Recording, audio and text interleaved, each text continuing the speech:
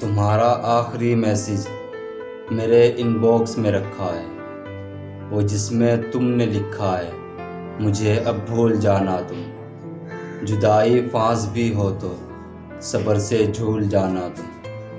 مجھے اپنی قسم دی ہے، میری تو جان لے لی ہے، مگر میں جان دے کر بھی اسے آخر تک نبھاؤں گا۔ میں تجھ کو بھول جاؤں گا، میں تجھ کو بھول جاؤں گا، مگر تم سے فقط میری ذرا سی یہ گزارش ہے، میری آنکھوں میں مت رہنا، میرے دل سے اتر جانا۔ بلانے بھول جانے میں تجھے میں یاد کر لوں تو مجھے یاد نہ آنا، کبھی بھی یاد نہ آنا۔